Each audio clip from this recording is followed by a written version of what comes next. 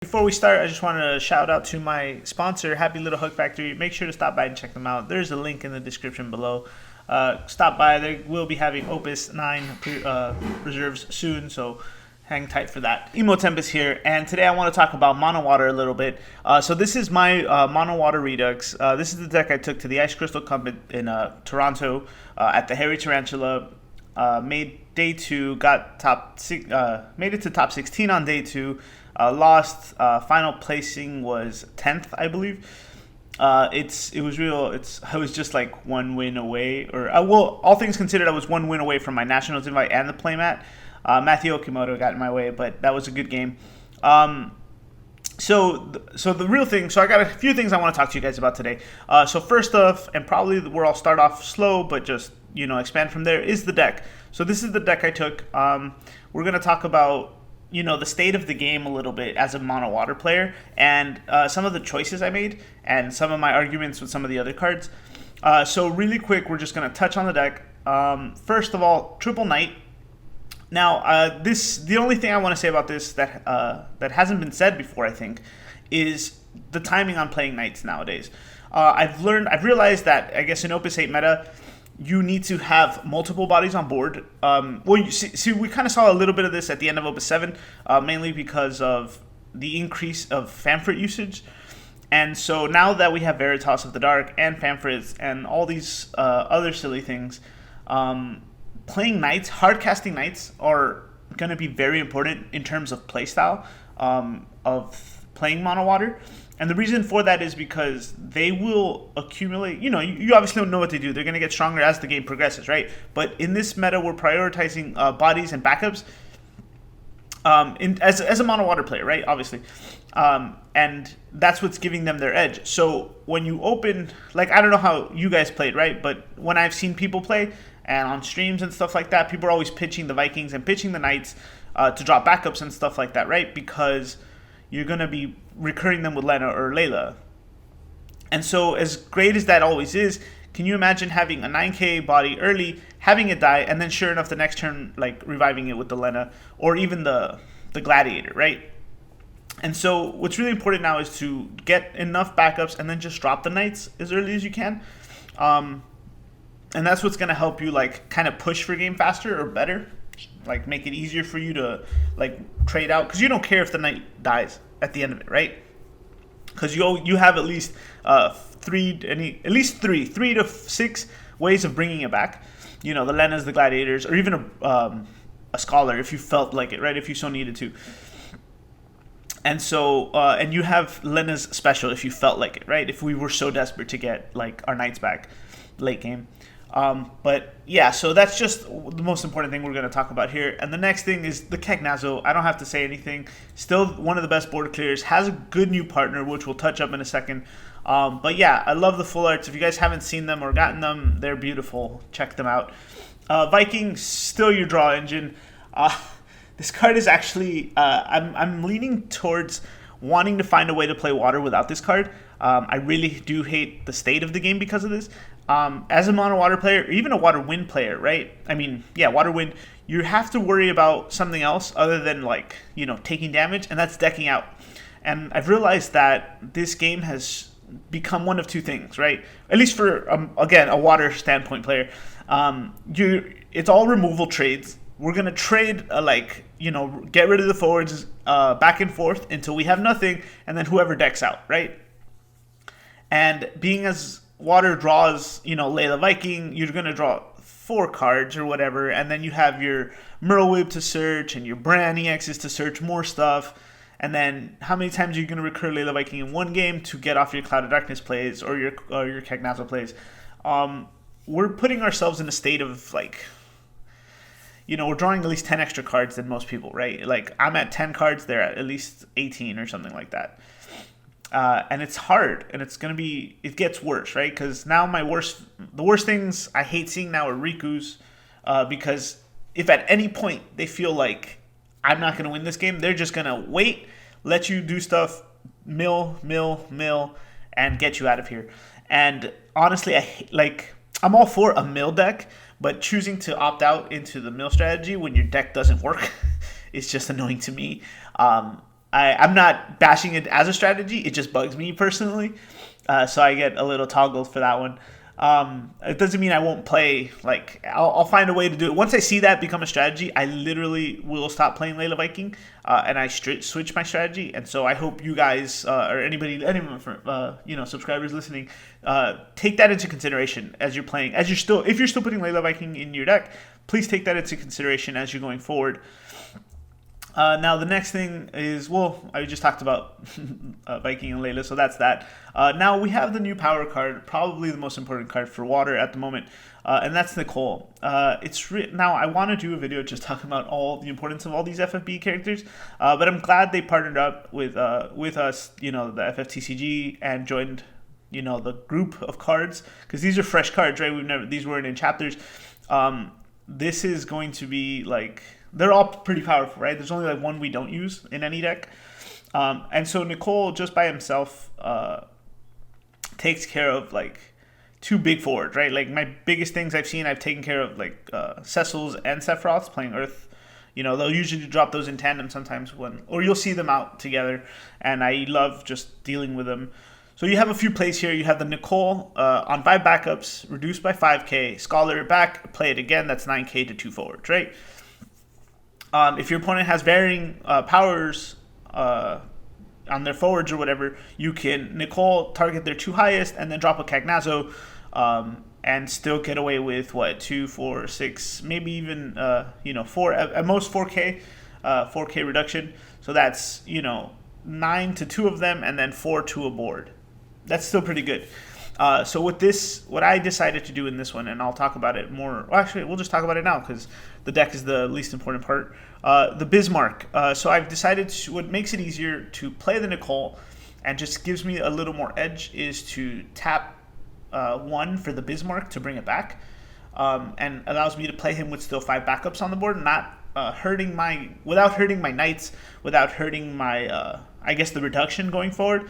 Sometimes it's okay, right? But we always got to consider, what happens when a Veritas leaves on my opponent's side. And so reducing my backups is something I don't want to do, and that's why I was playing the Bismarcks. And so that's one of the main things here. And then with the Cloud as well. See, the thing is, Nicole works great on this deck, with this deck for a lot of reasons, right? Like you have the Cagnazzos, the Clouds, and the Cuchulains, the Bismarcks, all that stuff, man. So it's really strong. And then subtly though, your opponent will occasionally forget the all forwards you control gain 1,000 power until the end of the turn. It's not our fault, really. I forget it sometimes too.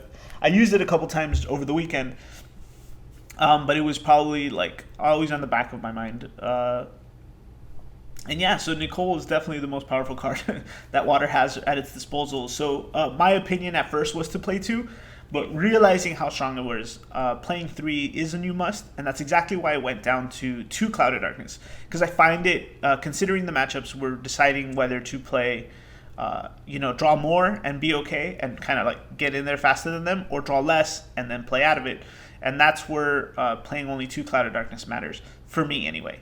Obviously, everyone has their own school of thought, but I'm giving it to you guys the way I did it this weekend. 2 Poram, same problem, right? Like, I know there's a water deck going around that plays 3 of everything, 3 of all good stuff, right? And although that deck isn't bad, it's just not my, again, considering that deck, in my opinion, would always lose to the deck out. And so I don't want to do that anymore. So I'm back at 2 Poram because I played it for a while, right? And it is a good deck. So it had 3 of everything, and it just said, let's go. At least 3 of all forwards. And so that was, really what its strength was, having consistency as well as, not having to wait so long for some of the pieces. But I feel, I talk about it in a sec with the backups, but the backups are there to, fix that, in my opinion. So 2 Poram, 2 Clouded Darkness, and triple Lenna. Now, I think I've mentioned this before, but the real thing is Lenna's probably more important also now than Clouded Darkness, in my opinion. She's pretty much sold out everywhere, so if you guys have them and you're trading them, I don't know, make sure you do your homework. Don't just, trade them for like $12 what they're valued, because they're obviously in higher demand right now. So the biggest piece too that she brings out is your knights, but now she also has what I like to do anyway, and I don't know how many times you guys get a Rise Off but it's just another battle trick, right? Like, so if you are out of Nicole's or out of Cloud's, being able to arise a Nicole or Cloud on your turn is insane. And so, or even a Cagnazzo, right? Like, you're swinging in with your knights, they get big, and then you just reborn, one of those guys makes a big difference. And it's just, you're able to go for game. So if you're, I don't know, and I just feel like people don't prioritize that, and not that you have to, but please always remember that you can, because it's stronger than it is expensive. But once again, we're rushing to 5 backups, right? So it shouldn't be a problem. All you have to do is have another Lenna in your hand, and then you're good. You tap forward, leave the Scholar active, bring it something out, and then when they respond, you go Scholar. Easy. And now the triple Veritas. Now this card is obviously troublesome and has been discussed a lot in other forum, but again, FFBE characters, these guys are insane. We've seen a lot less of Rain, but he's still a good card. But this guy's just, the value is out of control for this one, and I called it too the second I saw him at the pre-release that we had. I knew he was going to be like a force to be reckoned with. I think splashing 1 in every deck is just a solid play. And then there's playing triple like me, because I can, like Water does, because it can just remove it in its own, get extra value for it, really. So it's a lot of fun there. That's it for the forwards.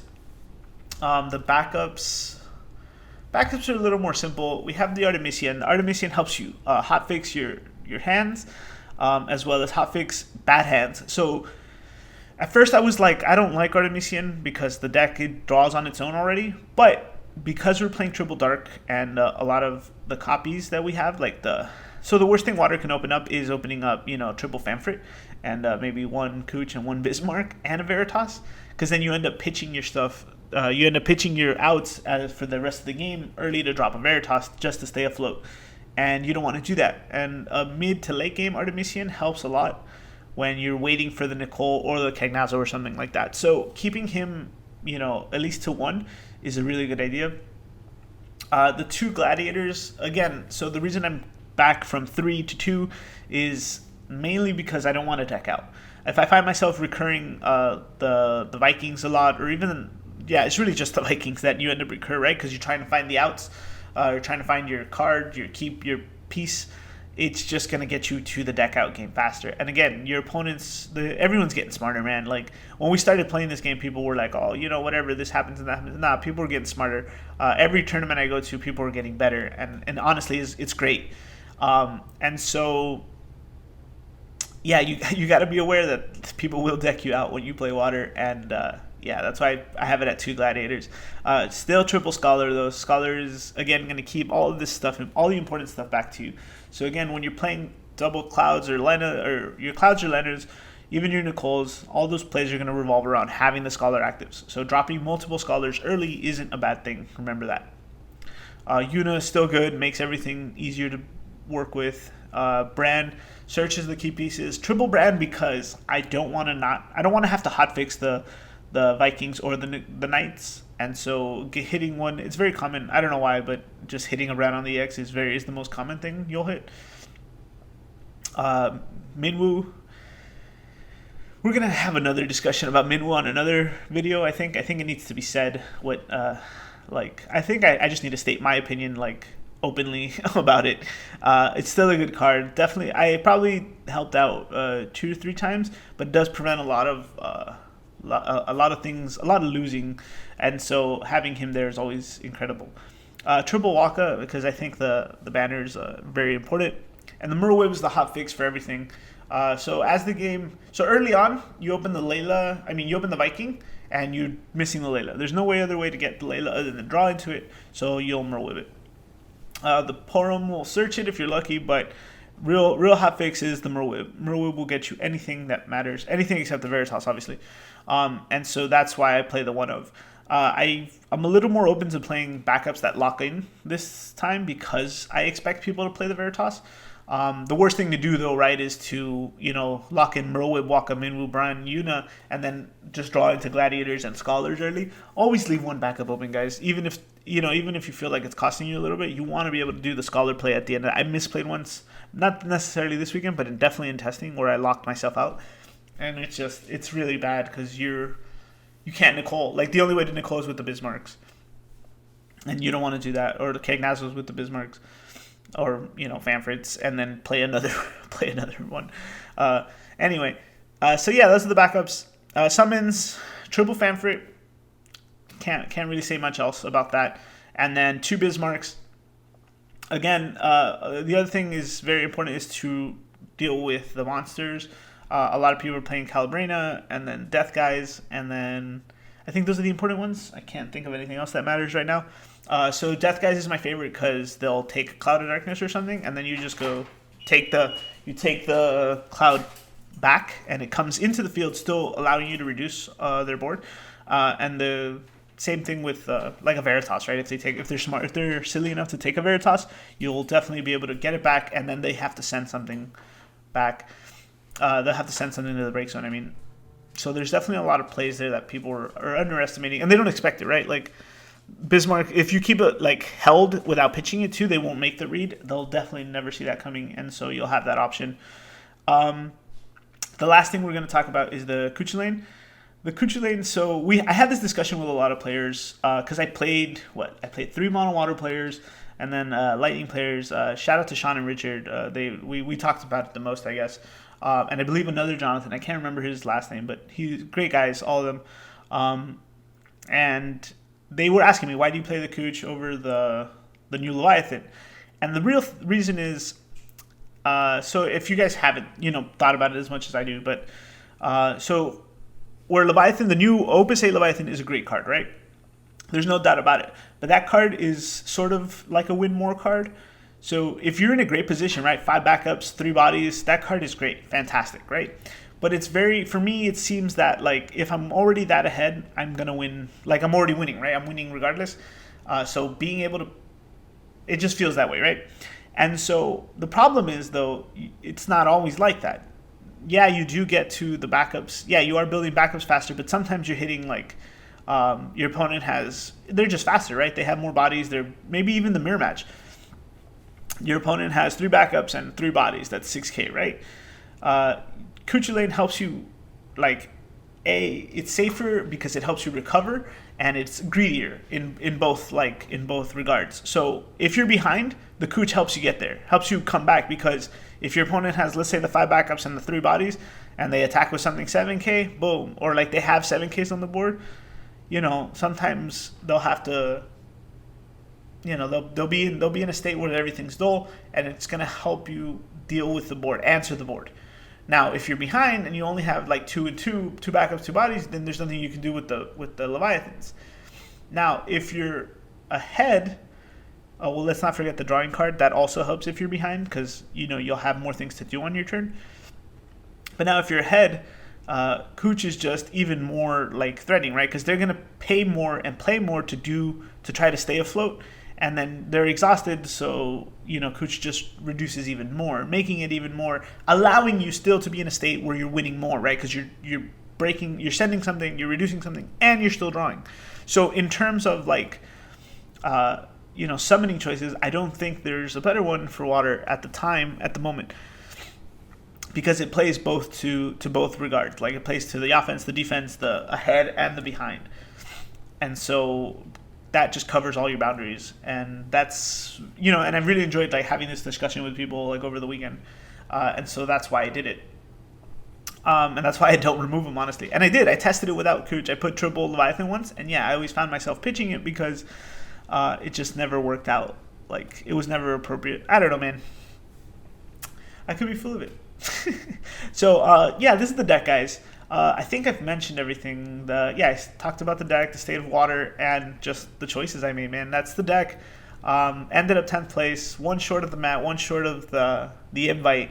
Shout out to all the great people I played this weekend, over the weekend, at the Toronto. Great to see all my friends, all my Canadian friends, and friends from other states and stuff like that. So I met some guy from Puerto Rico. He was cool too. He flew in from Puerto Rico.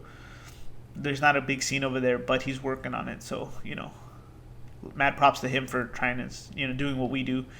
And that's it, guys. Let me know what you guys think. It's good to be back. Yeah, we'll talk more. I got more stuff to talk about later.